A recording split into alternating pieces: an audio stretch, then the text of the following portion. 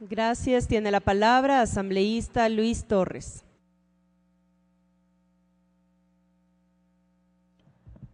Señora Presidenta y señores legisladores, en el informe que nos ha hecho llegar la comisión se pone especial énfasis en lo que el propio presidente sostiene en el oficio con el cual envió la proforma presupuestaria al Congreso, el crecimiento de la economía.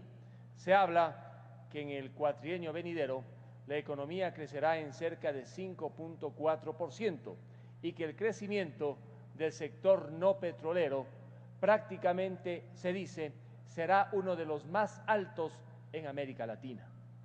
Sin embargo, analistas económicos de muchísimo prestigio piensan que el crecimiento económico entre el 2006 y el 2012 ha sido más bajo que el crecimiento económico del Ecuador entre el 2002 y el 2006. La gran paradoja es que el crecimiento económico del Ecuador entre el 2006 y el 2012 llegó al 4.2%, teniendo un precio de barril de petróleo de promedio del orden de los $77.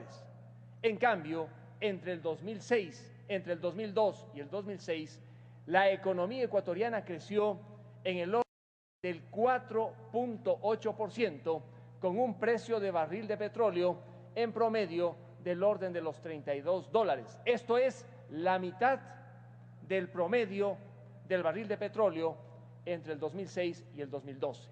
La gran pregunta: ¿por qué creció más la economía ecuatoriana entre el 2002 y el 2006 que entre el 2006 y el 2012, cuando el petróleo estuvo más alto entre el 2006 y el 2012? Inclusive, entre el 2006 y el 2012, el valor del dólar se depreció, lo cual contribuyó a mejorar las exportaciones ecuatorianas. Las tasas de interés a nivel internacional estuvieron más bajas. La pregunta que me formulo la hizo el día domingo el analista Albornoz en Diario El Comercio, y él tiene una sola respuesta: que la inversión privada interna y externa en el Ecuador entre el 2006 y el 2012 no tuvo el dinamismo que sí tuvo entre el 2002 y el 2006.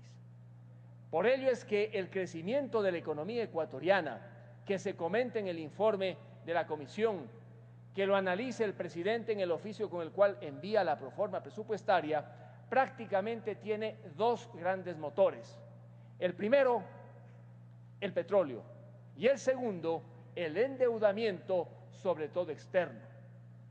¿Cuál es la preocupación en cuanto a ese primer motor que ya están encendiéndolo con toda la fuerza en el país, el petróleo?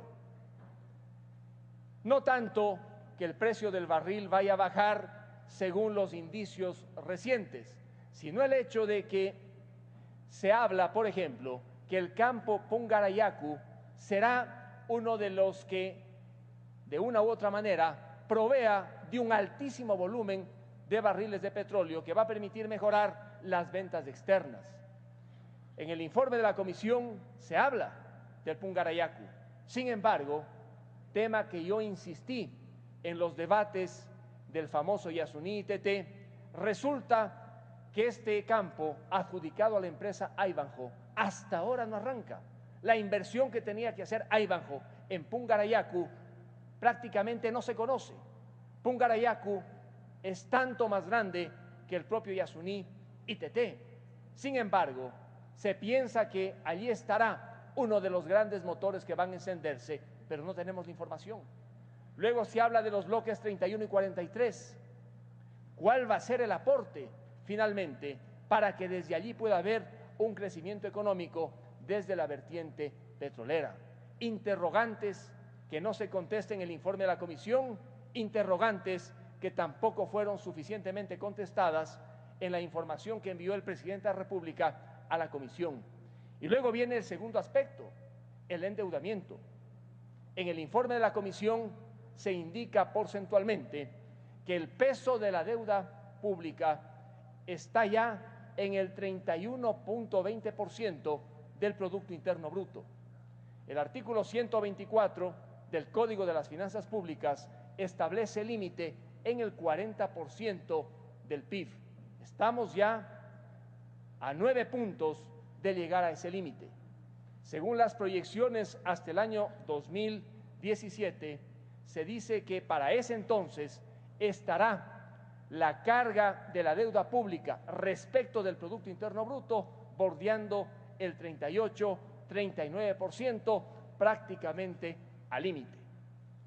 Analistas de prestigio, Francisco Suet, el día domingo comentaba en Diario El Expreso que más allá de preocuparnos de ver la relación pública-PIB, deberíamos analizar en qué porcentaje ha crecido el gasto frente al crecimiento de la economía ecuatoriana.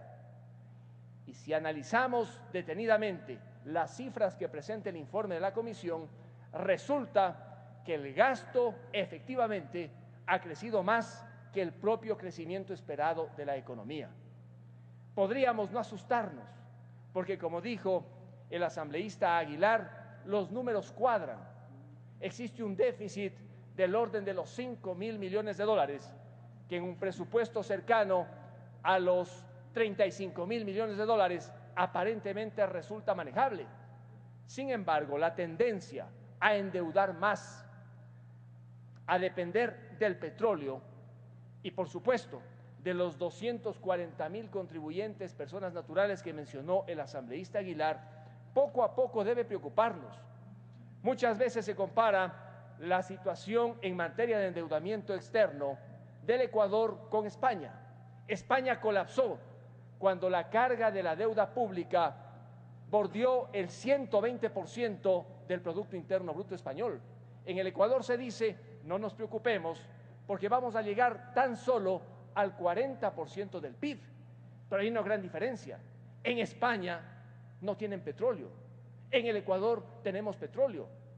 En un país petrolero como el nuestro, el endeudamiento público debería ser prácticamente cero. Con petróleo, llegar a un endeudamiento tan alto del 40% ciertamente nos permite advertir que la economía en el mediano plazo no va a tener la sostenibilidad que aspiramos todos. En el informe enviado por el presidente de la República se dice que entre el 2014 y el 2017 habrá estabilidad económica, que no habrá que preocuparse. Según las cifras que han llegado a nuestro conocimiento, así es, todo cuadra, todo está bien, pero ya sabemos que algunas entidades públicas a contratistas están pagando en bonos. Parecería que la liquidez a veces falta, no se la tiene, y la necesidad de endeudamiento ha llevado a que el país al momento tenga una deuda acumulada que supera ya los 30.000 millones de dólares. Las amortizaciones de capital e intereses que constan en el presupuesto bordean los 6.000 millones de dólares, que aparentemente resultan manejables en un presupuesto de 34.000 millones de dólares, pero con un monto tan alto que crece y que va a crecer a cerca del 38 o 39% del PIB, indudablemente que tiene que prender una serie de alertas rojas en nuestro país. Adicionalmente, si uno analiza ciertas cifras, puede estar hasta cierto punto satisfecho. Saber, por ejemplo, que los ingresos permanentes financian el gasto permanente es motivo de tranquilidad, pero saber que los ingresos no permanentes ya no financian los egresos no permanentes es motivo de preocupación. Y allí es cuando aparece ese déficit que bordea los 5.000 millones de dólares. ¿Cómo se va a solventar el problema? Hay varias vías: más endeudamiento o simplemente menos obra pública. Ya ha ocurrido Tiene un antes, minuto, asambleísta. Perdón. Tiene un minuto. Ya ha ocurrido antes, ¿por qué no va a ocurrir efectivamente ahora? Brevemente, señora presidenta, para terminar, los porcentajes de gasto, en cuánto han crecido en materia de aplicación de financiamiento en el 82%. Es una cifra bastante alta en términos porcentuales.